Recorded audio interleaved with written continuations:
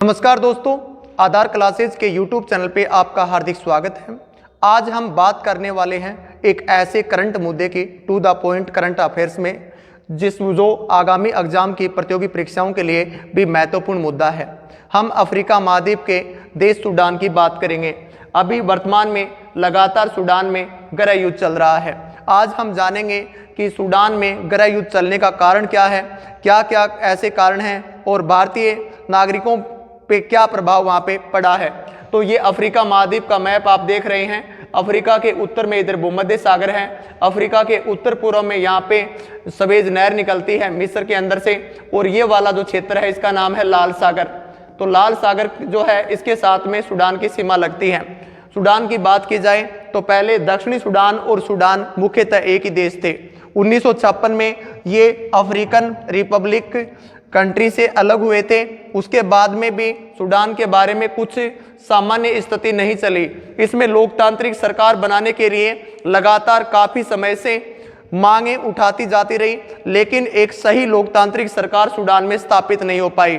Sudan के पड़ोसी देशों की बात करें यहाँ पे तो इसके पश्चिम में 4 देश लगता है, उत्तर पश्चिम में लगता है लीबिया, इसके उत्तर में मिस्र लगता है, और ये वाला जो है ये लाल सागर है, उत्तर पूर्व में लगता है सीमा लाल सागर के। और सूडान के दक्षिण में दक्षिणी सूडान स्थित है, वो 2011 में बना था। सूडान का विभाजन 2011 में हुआ था। 2011 में विभाजन के बाद में भी सूडान की स्थिति सही नहीं चली।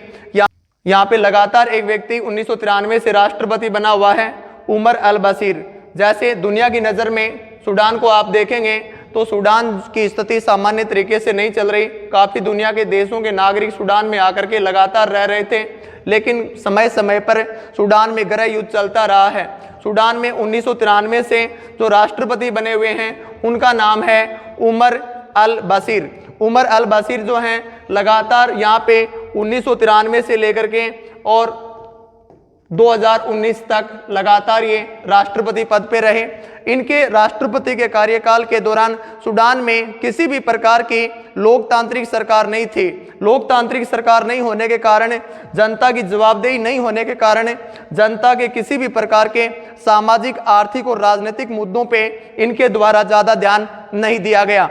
इनके द्वारा लगातार सूडान की जनता का शोषण किया गया, मानवाधिकार का उल्लंघन किया गया। ऐसी बात समय समय पर अंतर्राष्ट्रीय स्तर की जो एजेंसियां हैं उनके द्वारा भी यूएनओ आदि में अवगत कराया गया था। 2019 में यहाँ पे तख्ता पलट हुआ।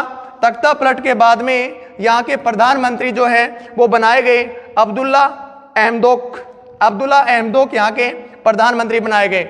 ये 2019 में प्रधानमंत्री बने और 2021 तक लगातार रहते हैं। 2019 के तख्ता पलट के बाद में वहाँ के प्रधानमंत्री को त्यागपत्र देना पड़ा। त्यागपत्र देने के बाद में समय समय पर लगातार लोकतांत्रिक सरकार बनाने की मांग उठी थी। लोकतांत्रिक सरकार बनाने की मांग उठी, उस समय वहाँ की कार्यपालिका परिषद के अध्यक्ष बनाए गए।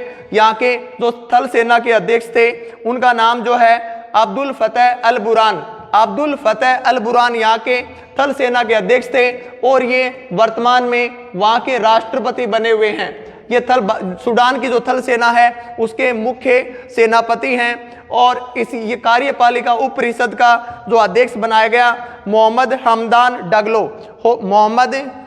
डगलो जो हैं, ये वहाँ की एक सेना है आरएसएफ के महानिदेशक हैं। आरएसएफ का गठन जो है वो 2013 में किया गया था। सूडान की जो सेना है वो सूडान की अंतर्राष्ट्रीय सीमा की सुरक्षा करती है, अंतर्राष्ट्रीय सीमा के ज़्यादा मामलों को देखती है, लेकिन आरएसएफ जो है ये देश के आंतरिक सुरक्षा की जिम्मेदारी के लिए गठित की गई थी। 2013 में आरएसएफ का गठन हुआ था। अब उसके महानिदेशक वर्तमान में मोहम्मद हमदान डगलो बने हुए हैं, और ये इस सूडान के उपराष्ट्रपति कह सकते हैं। वर्तमान में आरएसएफ और आर्मी के मध्य एक टकराव, एक विवाद की स्थिति बनी।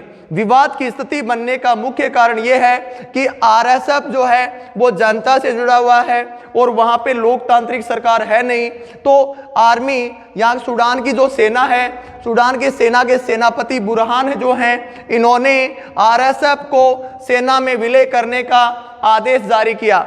अब आरएसएफ ने सेना में मिलने से मना किया। वहाँ के जो आरएसएफ के मुखिया हैं डगलो, इन्होंने इस बात की डिमांड की कि 10 वर्ष तक स्थिति आगे और बढ़ा दी जाए। उसके बाद जब तक लोकतांत्रिक सरकार का गठन नहीं होता है या लोकतांत्रिक सरकार जब सूडान में बन जाएगी तो उसके बाद आरएसएफ यथावत रखी जाए या सेना में मिलाई जाए, इसका निर्णय लिया जाएगा। बुरहान इस बात से बिल्कुल भी सहमत नहीं हुआ। उन्होंने सूडान को एक गृह युद्ध में डाल दिया। अभी वर्तमान में आरएसएफ और सूडान की आर्मी के मध्य युद्ध चला हुआ है। इस युद्ध में पूरा प्रत्यक्ष रूप से नुकसान सूडान की जनता को, वहां के नागरिकों को है और अप्रत्यक्ष नुकसान जो है वहां पे अन्य देशों से आए हुए नागरिकों को है। किसी भी देश में जब गृह युद्ध होता है तो डेफिनेटली दुनिया के जो देश है वो भी प्रभावित होते हैं। अब भारत की स्थिति सूडान के साथ में देखें तो भारत के लगभग 3000 लोग सूडान में रहते हैं और 3000 लोगों में एक कर्नाटक की, जो भारत का एक राज्य है कर्नाटक है, यहाँ का एक आदिवासी एरिया है, उसकी एक जनजाति है हक्की पिक्की जनजाति। हक्की पिक्की जनजाति आगामी एग्जाम के लिए बहुत इंपॉर्टेंट है। हक्की पिक्की जनजाति कर्नाटक में रहती है और इस जनजाति के काफी कई हजारों लोग जो हैं वो सूडान में रहते हैं। सूडान में रहने का इनका कारण ये था कि ये जनजाति पक्षी पकड़ने, पशुओं का शिकार करने का काम करती थी, लेकिन बाद में पशु पक्षियों के शिकार करने पर प्रतिबंध लगाने के बाद में ये जनजाति लगातार क्या करती है, जड़ी बूटियां बनाती है, प्राकृतिक वनस्पति जंगलों से जड़ी बूटियां बनाने के बाद में लोगों का इलाज करती है। हक्की पिक्की जनजाति जो है ये सूडान के काफ़ी एरिया में वहाँ के लोगों का एक तरह से चिकित्सा सेवाएं उपलब्ध कराती हैं। सूडान के लोग जो हैं भारतीयों पे सबसे ज़्यादा विश्वास करते हैं। भारतीयों ने वहाँ पे एक ऐसी इमेज बना रखी है चिकित्सा प्रणाली के लिए, सूडान में जाने जाते हैं। हक्की पिक्की जनजाति जो है इसके वंशज अपने आप को महाराणा प्रताप का अनुयायी मानते हैं। जैसे ही सूडान में गृह युद्ध छिड़ा तो भारत में भी चिंता बढ़ने लगी। प्रत्येक राज्य, गांव, शहर से काफ़ी नागरिक सूडान में वहाँ पे गए हुए हैं। उनको वापस भारत में लाने के लिए भारत के प्रधानमंत्री और भारत के विदेश मंत्री ने एक चलाया ऑपरेशन कावेरी। ऑपरेशन कावेरी जो है इसका मुख्य उद्देश्य सूडान में फंसे हुए भारतीयों को भारत लाना, सुरक्षित भारत लाना है। ऑपरेशन कावेरी के तहत भारतीय नौसेना का एक जलपोत INS सुमेधा, INS सुमेधा जो है ये स्वदेश निर्मित जलपोत है। तो सरकार ने जैसे ही ऑपरेशन कावेरी चलाया तो उसमें सूडान में फंसे हुए भारतीयों को लाने के लिए INS सुमेधा के माध्यम से भारतीयों को वहाँ पे ये लाल सागर जो आपको दिखाई दे रहा है, लाल सागर पे सूडान पोर्ट जो है, सूडान पोर्ट में लगभग भारतीयों को यहाँ पे बुलाया गया क्योंकि सूडान में जो वायुयान सेवा है वो कम्प्लीटली बंद कर दी गई है। वायुयान सेवा बंद करने के बाद में सूडान से जो भी विदेशी नागरिक जा रहे हैं वहाँ से वो स्थलीय मार्ग, बस आदि के माध्यम से सूडान की सीमा से बाहर पहुँचने हैं। यहाँ काफ़ी भारतीय सूडान में फंसे हुए थे। ऑपरेशन कावेरी के तहत उन्हें INS सुमेधा के माध्यम से लाल सागर के तट से, जहाँ पे सूडान का एक प्रसिद्ध बंदरगाह है, वहाँ से सवार करके, और ये सऊदी अरब देश का एक जेदा एयरपोर्ट है, जेदा एयरपोर्ट से बाई एयर भारतीयों को यहाँ पे लाया गया है।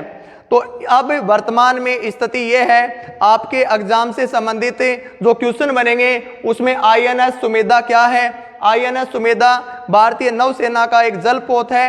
ये स्वदेश निर्मित जलपोत है। 2014 में इस जलपोत को भारतीय नौसेना में शामिल किया गया।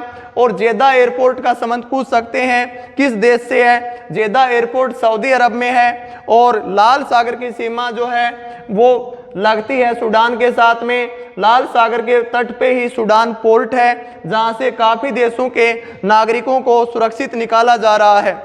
UNO के लगातार आग्रह के बाद में सूडान की जो सेनाएं हैं, आर्मड फोर्सेज हैं, उन दोनों ने एक बार 3 दिन के लिए युद्ध विराम दिया है ताकि वहाँ के नागरिकों को, वहाँ के जो अन्य देशों के नागरिक हैं उन्हें वहाँ से निकाला जा सके। वहाँ से निकालने के लिए अभी कुछ समय के लिए वहाँ पे युद्ध विराम दिया है और UNO भी लगातार इस स्थिति पे नज़र रखे हुए हैं।